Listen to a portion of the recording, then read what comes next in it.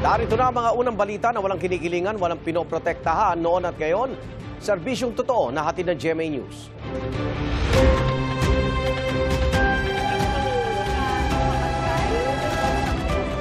Wala na naman ho dito. Unang balita.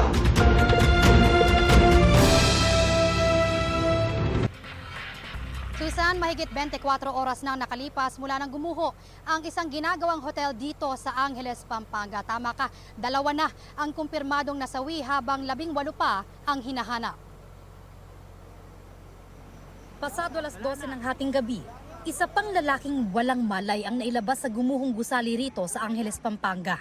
Sinubukan pa siyang i-revive ng mga otoridad, pero idiniklarang patay kalaunan. Sa tala ng mga otoridad as of 3 a.m. kanina, 47 ang biktima ng pagguho. Karamihan sa kanila, construction workers sa ginagawang hotel na ito sa Balibago. Mag-aalas 3 ng madaling araw kahapon nang biglang gumuho ang gusali. Tao kayo, tambabo, oh. Tao sa taas. Kailangan ng rescue nun. Ayun, meron pa. Gumuho. Kala namin lumilindol. Ngayon pala. Ayon sa LGU, posibleng tulog daw noon ang construction workers lalo't wala silang trabaho ng linggo. Nakausap namin yung foreman para nagbigay siya ng mga possible na mga taong naipit po sa gumuhong building po. Tingnan yung kabuuan po ng construction workers, mahigit daw silang talagang 70. But siyempre dahil weekend, no, marami rin nang umuwi sa kanilang pamilya, no? Kaya ang dinista lang nila na natatandaan lang nandyan halos na sa more than 20. At yung mahigit 20 naman, halos ligtas na po sila. 26 na ang na-rescue. Ang iba, isinugod sa ospital. Lumanig po siya ng malakas. Tumakbo na kami, tapos sinila ako nung barangay na naka-duty dyan. Nabigla rin ako. Akala po namin doon. Nasa baba kami, nandun ang barak sa baba ng building. Nakatakbo na ako ng simento. Balutan pa ako ng neck. Pinunit ko na lang ng yung mga basag na simento para makalusot lang ako.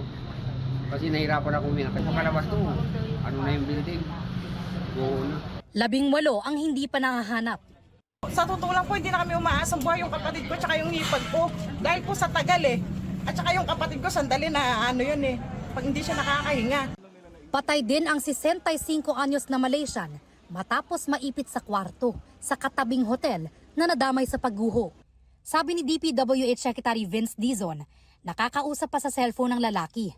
Pero pasado alas 5 ng hapon kahapon nang mailabas siyang wala ng buhay. Tumutulong na sa search and rescue ang canine sniffing dogs ng Philippine Coast Guard, volunteer group na Metro Manila Dog Association at MMDA. May mga naka-standby na ambulansya sa mga mare-rescue. Ang DPWH may mga heavy equipment ding dala. Ang pinakamahirap dito is very unstable yung site. No, dahil nga under construction pa to, puro mga scaffolding lang, puro mga bakal lang ang nag-hold dun sa ibang mga debris. So kailangan talaga dito mano-mano. Mano-mano ang pagtanggal ng debris. Mahirap kasi baka ma-disturb yung site lalong bumagsak. No? Ang collapse po ay pancake, so kukunti lang ho yung mga void spaces na pwedeng mapagtrabahuan namin. Isa pa raw sa mga hamon na kinakaharap nila sa rescue operations. Because of ganun pa rin yung mataas natin na bigat coming from the ceiling. Nahihirapan po ang ating mga responder na magdala rin ng equipment pababa sa kanila. And dahil maliit lang po yung mga entries natin. Ayon sa LGU, kumpleto sa permit ang ginagawang hotel na noong 2023 pa sinimulan. Ang problema, hindi raw nila makontak ang may-ari ng gusali. Isa sa mga iimbestigahan sa posibleng sanhi ng pagguho ay kung substandard ang paggawa sa gusali.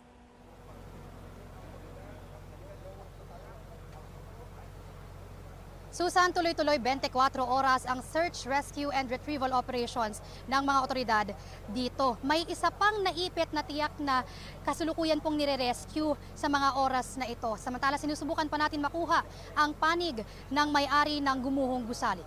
Yan ang unang balita mula rito sa Angeles, Pampanga. Bea Pinlac, GMA News. Pinag-aaralan na ng Firearms License Revocation and Restoration Board ang pagkakansela sa lisensya ng mga armas ni Senador Ronald Bato de la Rosa ayon sa Philippine National Police. Ayon naman sa Bureau of Immigration, wala silang record na nakalabas ng bansa ang senador sa gitna ng usap-usapang nasa New York sa Amerika ang senador. May unang balita si Dano Tingkungko. Naglaho ng parambula si Senator Bato de la Rosa mula ng lisanin ng Senate building noong May 14, ilang oras matapos magkaputukan sa Senado. Sabi ni Senador Robin Padilla, bumaba si de la Rosa sa Makati at doon sinundo siya ng kanyang sasakyan. May nagva-viral na post ngayon ng grupong nagpapakilala mga taga-suporta ni Vice President Sara Duterte sa New York at nagsasabing naroon umano si de la Rosa. Pero ayon sa Bureau of Immigration, wala silang namomonitor na nakalabas ng bansa si de la Rosa. Patuloy na nakaalerto ang mga tauhan ng BI ngayong nasa Immigration Lookout Bulletin Order ang senador.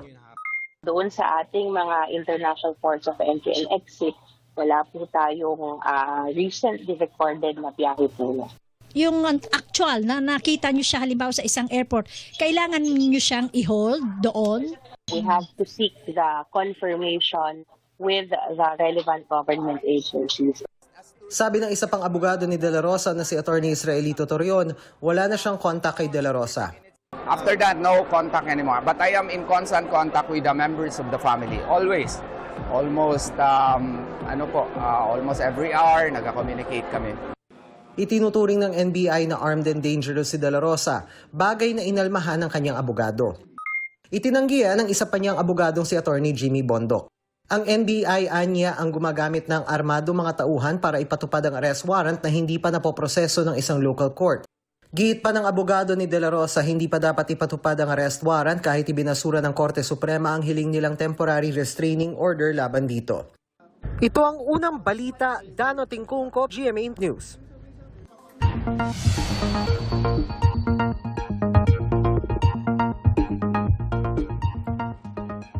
Walang sintomas at nagnegatibo sa hantavirus disease ang 38 tripulanteng Pinoy na sakay ng MV Hondius kung saan nagkaroon ng outbreak. Ayon sa Department of Migrant Workers, kasalukuyan nasa Amsterdam, Netherlands ang mga apektadong Pinoy para sa pagpapatuloy na 6 na linggong quarantine. Tiniyak ng kanyang kumpanya na makakatanggap ng full compensation ang mga crew member. Inaasahang matatapos ang quarantine sa June 18. Target na makauwi sa Pilipinas sa mga Pilipinong crew member pagkatapos silang i-clear ng Dutch health authorities.